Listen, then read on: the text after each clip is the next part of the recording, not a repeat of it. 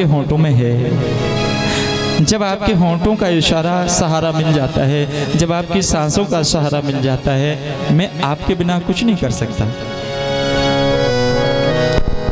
बांसुरी कह रही है, हम लोग नहीं कहते, लेकिन बांस की बांसुरी कह रही है। क्या कह रही है? मेरा आपकी कृपा से सब काम हो रहा है। मेरा आपकी कृपा से सब काम हो रहा है। मेरा आपकी कृपा से सब काम हो रहा है। मेरा आपकी कृपा से सब काम हो रहा है। करते हो तुम कन्हैया, करते हो तुम कन्हैया, करते हो तुम कन्हैया, मेरा नाम हो रहा है। मेरा आपकी कृपा से सब काम हो रहा है। मेरा आपकी कृपा से सब काम हो रहा है।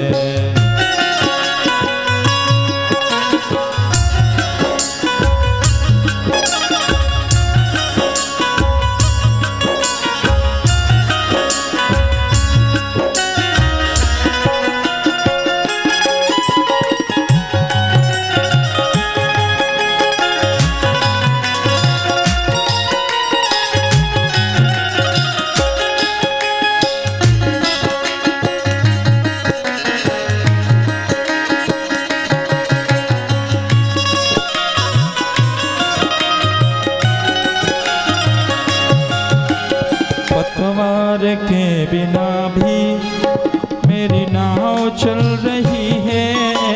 पतवार के बिना भी मेरी नाव चल रही है। कन्हैया मेरे प्यारे, मेरे प्यारे, पतवार के बिना भी मेरी नाव चल रही है। पतवार के बिना भी मेरी नाव चल रही है। बिन मांगे है कन्हैया हर चीज मिल रही है।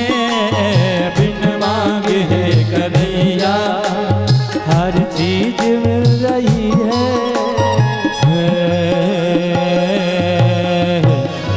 क्या बताऊं मोहन,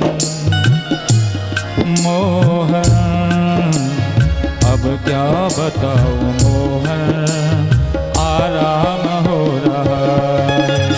मेरा आपकी कृपा से सब काम हो रहा है। मेरा आपकी कृपा से सब काम हो रहा है। करते हो तुम कन्हैया, करते हो तुम कन्हैया, मेरा नाम हो रहा है। मेरा आपकी कृपा से सब काम हो रहा है। मेरा आपकी कृपा से सब काम हो रहा है। सब काम हो रहा है।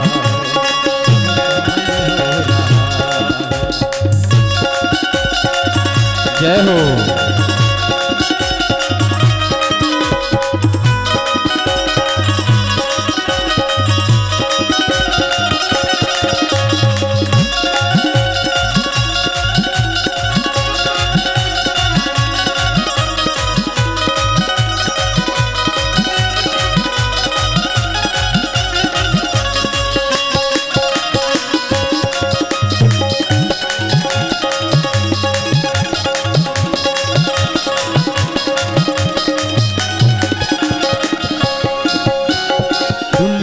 में होंगे लाखों, तेरे जैसा कौन होगा। दुनिया में होंगे लाखों, तेरे जैसा कौन होगा। कन्हैया मेरे प्यारे, मेरे प्यारे,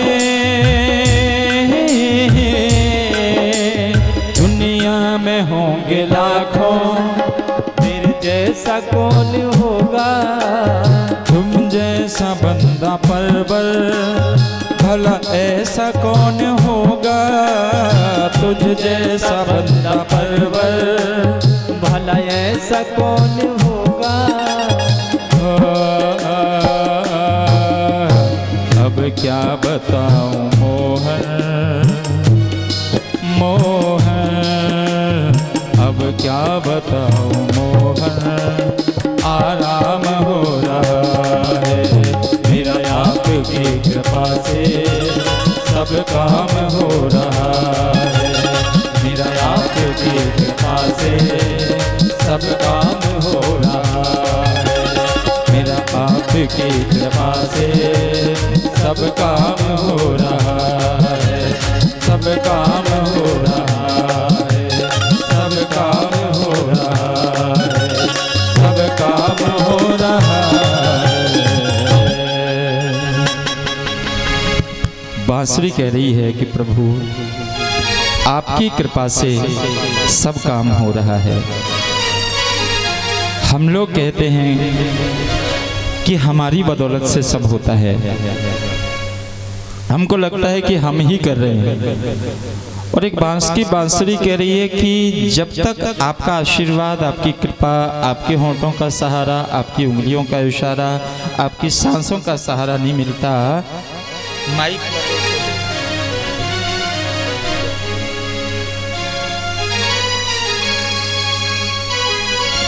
राधे राधे राधे तो भगवान कृष्ण ने बांसुरी को अपने होंठों पर रखा, अपनी उंगलियों का इशारा और थोड़ा मीठी मीठी सांस का सहारा दिया। बड़ी प्यारी क्लीम शब्द की ध्वनि उसमें से निकली, क्लीम। थोड़ा मंत्र विज्ञान की ओर अगर हम जाएं तो क्लीम भगवान कृष्ण का काम बीज मंत्र होता है। क्लीम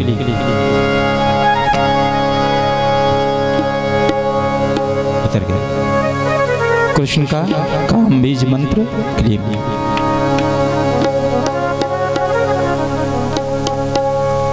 बीज मंत्र जानते हो? जिस मंत्र को जपने से, जिस मंत्र को जपने से वो देवता जो बीज रूप में था वृक्ष रूप से आपको छाया दे दे और फल दे दे, वही देवता, जिस देवता का बीज मंत्र आप पढ़ रहे हो। और बीज छोटा होता है कि बड़ा? बीज तो छोटा ही होता है ना। ऐसे बीज मंत्र भी एक अक्षर होता है, हमेशा एक अक्षर का बीज मंत्र होता है। तो कृष्ण का बीज मंत्र क्या है? ओम क्लीम कृष्णाय गोपी जन वल्लभाय स्वाहा, या ओम क्लीम कृष्णाय नमः। क्लीम।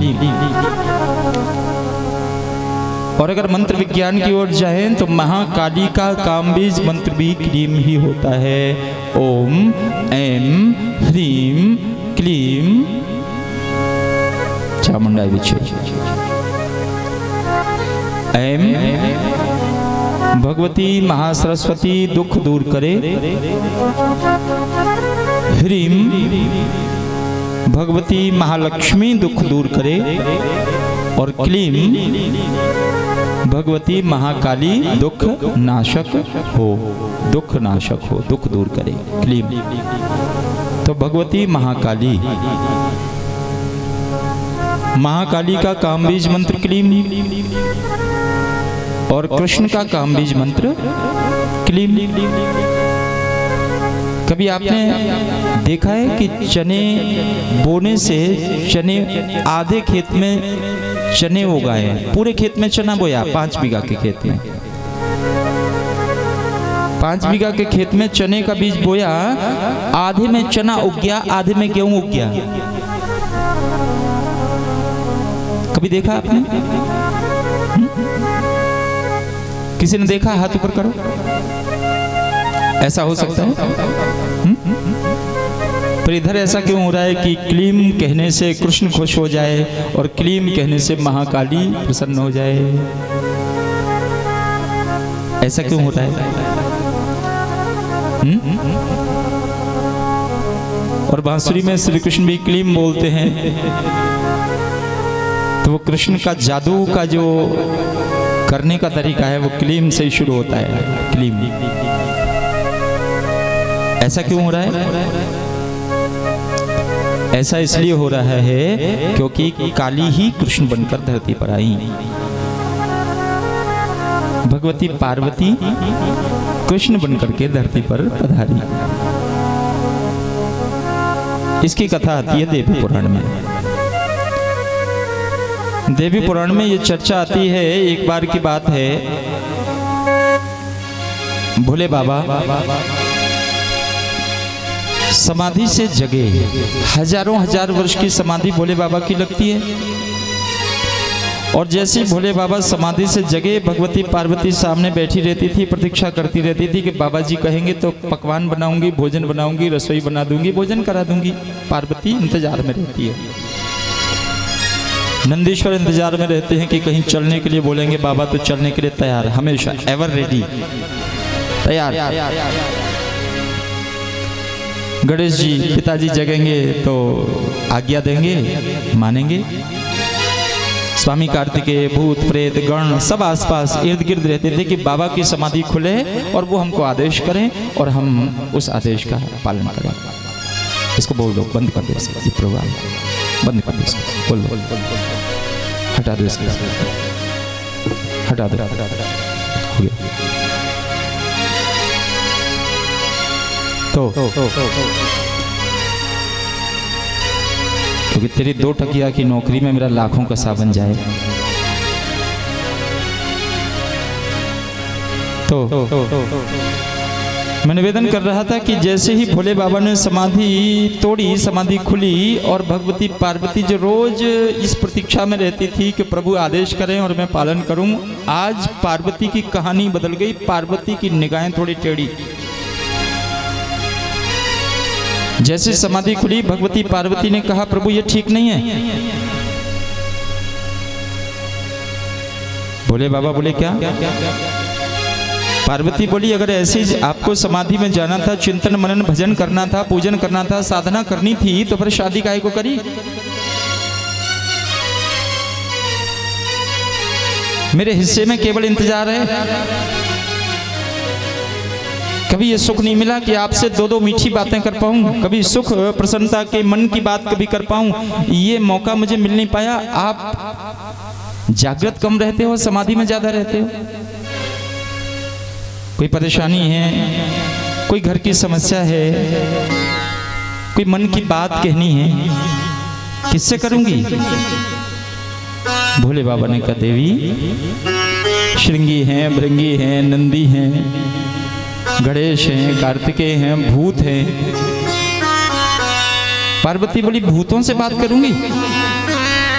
मन की बात भूतों से करूंगी? स्वामी आप नहीं समझोगे, पत्नी अपने मन की बात किसी और से कर ही नहीं सकती, क्योंकि पति नहीं तो कोई और नहीं। सारी दुनिया 1 करोड़ लोग हों, लेकिन पति नहीं तो कोई नहीं। जिया बिनु दे नदी बिनु बारी, तैसे नाथ पुरुष।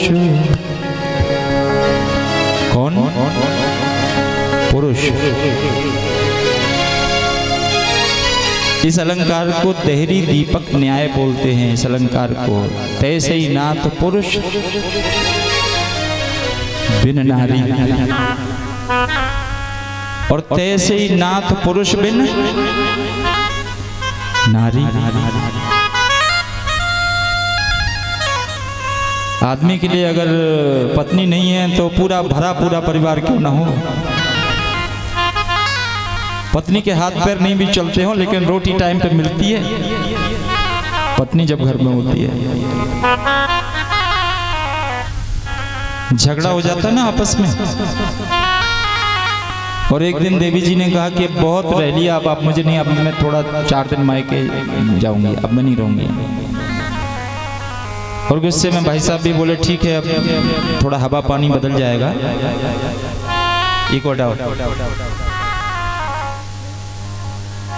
हवा पानी बदल जाएगा, 2-4 दिन रह के आ जाएगी तो थोड़ा दिमाग ठीक हो जाएगा। गई वहाँ, भाई साहब ने भी सोचा कि इनको 1 आध महीने रह लेने दो। अब मन में तो बेचैनी हो रही भाई साहब के, जब चूल्हे में राख इकट्ठी हो गई ना, और गिनौची पे बर्तन, कपड़े अपड़े सब गंदे पड़े रहते हैं घर में, झाड़ू नहीं लगी 1 महीने से, तो भाई साहब को भी बहुत याद आ रही है। उधर देवी जी को भी याद आ रही है, और देवी जी ने एक दिन फोन कर ही दिया, क्यों, कब आ रहे हो? पति बोला तुम लड़ लो ना, लड़ लो उधर। पत्नी बोली लड़ तो लिया, मम्मी से 2 बार लड़के देख लिया, भाभी से 2 बार लड़के देख लिया, पापा से भी लड़ लिया, भैया से भी लड़ लिया, लेकिन वो मजा नहीं आया जो मजा तुमसे लड़ने में आता है।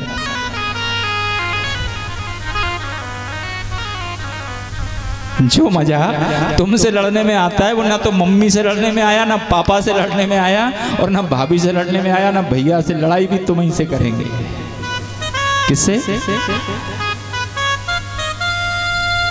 इधर पति को भी अच्छा नहीं लगता जब तक घर में थोड़ा बहुत, अब होता ही है, रामायण होता है तो थोड़ी बहुत महाभारत की चौपाइयां भी, श्लोक भी होते हैं, सब जरूरी है।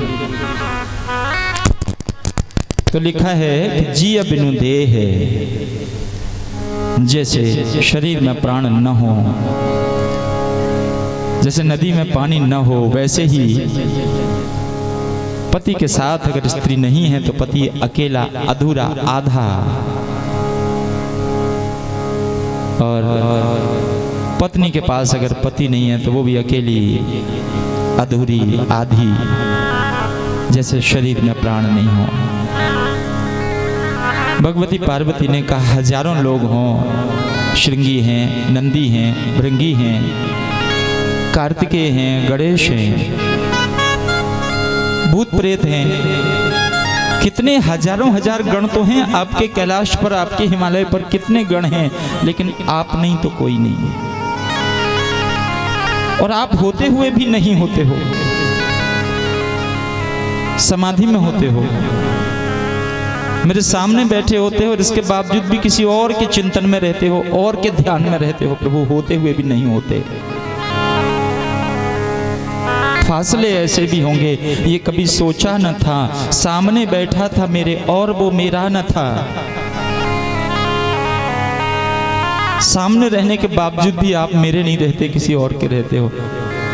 भगवती पार्वती ने कहा कि प्रभु आप नहीं समझते हो, आपके रहते हुए भी विरह की पीड़ा होती है मुझे, आपके होते हुए भी मुझे कष्ट होता है, बहुत कष्ट होता है प्रभु। भोले बाबा ने कहा देवी थोड़ा बहुत कष्ट तो होता ही होगा,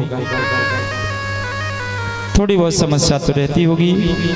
पार्वती ने कहा प्रभु आप नहीं समझोगे कितना कष्ट होता है, आपकी समझ में नहीं आएगा, क्योंकि जाके पग नहीं फटी बेबाई, भुखा जाने पीर पर आई। विरह की पीड़ा क्या है, स्त्री का कष्ट क्या है, पति के बिना स्त्री कैसे रहती है, ये कौन समझेगा आपके अलावा, और आप समझ नहीं रहे हो। और अगर आप समझते होते तो बार बार समाधि की ओर न जाते। अगर गृहस्थ जीवन आपने जीना आरंभ किया है तो उस गृहस्थी का आनंद मुझे मिलता। आपके होते हुए भी मैं अकेली रहती हूँ प्रभु, विरह की पीड़ा रहती है। भोले बाबा ने कहा देवी विरह की पीड़ा मैं महसूस करना चाहता हूँ। पार्वती बोली सच? भोले बाबा बोले एकदम सच, मैं महसूस करना चाहता हूँ। पार्वती ने कहा अगर महसूस करना चाहते हो तो आपको स्त्री ही बनना पड़ेगा। पार्वती बोले अगर स्त्री बनोगे तब आप स्त्री को क्या प्रॉब्लम होती है तब समझ में आएगा आपको। और भोले बाबा तो भोले बाबा है, डन बन गया। अगले अवतार में मैं स्त्री ही बन करके आऊंगा और भोले बाबा बन करके आए राधा। कौन? देवी पुराण में यह चर्चा आती है, पुम रूपेण महादेव वसुदेव ग्रहे प्रभो पार्वती ने कहा पुम रूपेण महादेव वसुदेव ग्रहे प्रभो, हे महादेव पुम रूप से, पुरुष रूप से मैं। पार्वती बोली पुम रूपेण महादेव वसुदेव ग्रहे प्रभो, वसुदेव जी के घर में मैं पुरुष रूप से यानी कृष्ण बन करके। पार्वती कह रही है कृष्णो अहम मत प्रियार्थम, मेरी प्रिया बनने के लिए स्त्री भव त्वम ही त्रिलोचना, हे त्रिलोचन शंकर आप स्त्री बन करके उस समय आ जाना और मैं पुरुष रूप से धरती पर आऊंगी। भगवती पार्वती ने कहा मैं कृष्ण बन जाऊंगी और तुम राधा बन जाना। अच्छा, जैसे शिव जी हैं राधा जी वैसी हैं। शिव जी का जो सही रंग है वो क्या है? शिव जी का जो सही रंग है वो क्या है? कैसा रंग है? हाँ, कर्पूर गौरम, कपूर जैसे गोरे। और शंकर जी का जो स्वभाव है, क्या स्वभाव है? करुणावतारम, साक्षात करुणा के अवतार। मैंने निवेदन किया कि एक बार सांप बिच्छू आके रोने लग गए और बोले कि प्रभु सब मार देते हैं हमें, हम रास्ते में मिल जाएं लोग दौड़ के लाठी उठा के लाते और मुझे मार देते हैं। सांप बोले, बिच्छू बोले। शंकर जी बोले मेरे पास आ जाओ। सांप बिच्छू बोले रहेंगे कहाँ? बोले मेरे कान तो हैं, मेरे कानों के अंदर अपना घर बना लो, मेरे हाथों में, मेरे गर्दन में लिपट जाओ, मेरे पूरे शरीर में व्याप्त हो जाओ। सांप बिच्छुओं को अपने शरीर में विराजमान कर लिया। अकौआ बोले महाराज लोग काट काट कर फेंक देते हैं, मेरे फूल का कोई इस्तेमाल नहीं। शंकर जी ने कहा मेरे ऊपर चढ़ाने का काम शुरू कर देंगे आज के बाद। अकौआ जिसे कोई देवता स्वीकार न करे वो मैं स्वीकार करूंगा। दत्तूरा बोला महाराज कितना जहर होता है, सब लोग हमें हटाते हैं, घृणा करते हैं, मुझे जहर का वृक्ष बोलते हैं। शंकर जी ने कहा धतूरे का गट्टा मेरे ही ऊपर चढ़ेगा। बेल के 3 पत्तों को अपने ऊपर चढ़ा लेते हैं। कोई सुगंधित फूल नहीं चाहिए, कोई सुंदर भोजन नहीं चाहिए, आहार नहीं चाहिए, फल नहीं चाहिए। बेल का फल लाकर चढ़ा दो, शंकर जी प्रसन्न। बेर बीन ले आओ, शंकर जी प्रसन्न। कोई 1 लोटा जल चढ़ा देता है, शिव जी प्रसन्न। कोई 2 इलायची दाने चढ़ा देता है, शंकर जी प्रसन्न। कोई बेल के 3 पत्ते चढ़ा देता है, शंकर जी प्रसन्न। अच्छा, राम जी का मंदिर बनाओगे, देवी जी का मंदिर बनाओगे तो चारों तरफ से बंद करना पड़ेगा, टाइल्स वाइल्स लगाना पड़ेंगे। कुछ मत बनाओ, चबूतरे ही बना दो, बस बिठा दो, प्रसन्न। तो शंकर जी करुणा के अवतार हैं, कृपा के अवतार हैं, फिर भी लोगों पर कृपा करते रहते हैं, किसी को दुखी नहीं देख सकते। कोई एक बार रोकर शिव जी के समक्ष पहुंच जाए तो शिव जी कृपा करते हैं। ठीक वैसे ही स्वभाव राधा रानी का है। करुणामयी कृपामयी मेरी दयामयी राधे, करुणामयी कृपा मेरी दयामयी राधे, करुणामयी कृपामयी मेरी दयामयी राधे, राधे करुणामयी कृपामयी मेरी दयामयी राधे,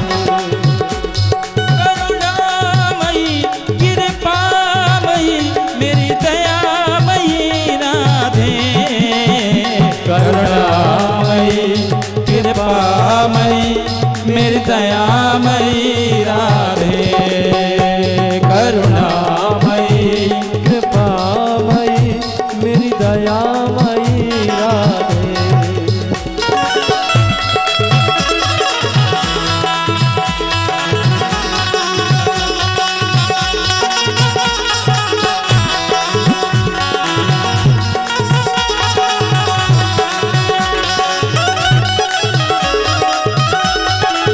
प्रेम से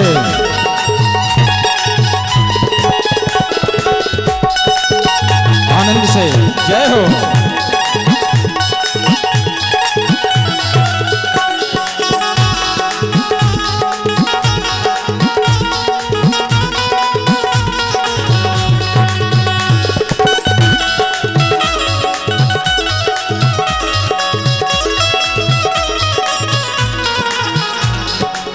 सिर झुकाओगे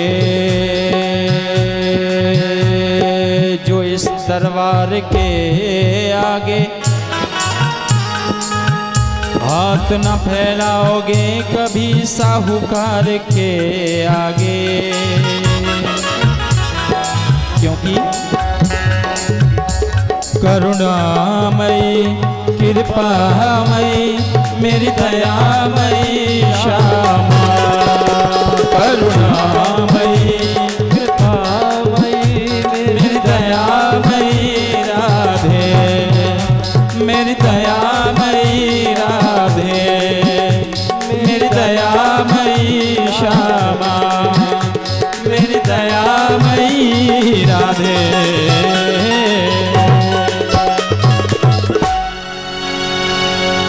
केवल ब्रज 84 कोस में नहीं, बल्कि दुनिया के किसी भी कोने में, किसी भी आँख में, किसी भी आदमी के आँख में अगर आंसू आता है और राधा राधा नाम लेकर अगर वो पुकारता है तो राधा जी आती हैं, आती हैं और अपने पीताम्बर से, अपने दुपट्टा से उस दुखी भक्त के आँख के आंसू पहुँचती है मेरी राधा। हाँ, राधा जी के समक्ष कोई दुखी रह नहीं सकता, ऐसी करुणामयी, क्योंकि भोले बाबा ने ही राधा के रूप में अवतार लिया है। इधर गोविंद जैसी महाकाली, जैसे भगवती पार्वती का रंग, वैसे श्री कृष्ण का रंग काला।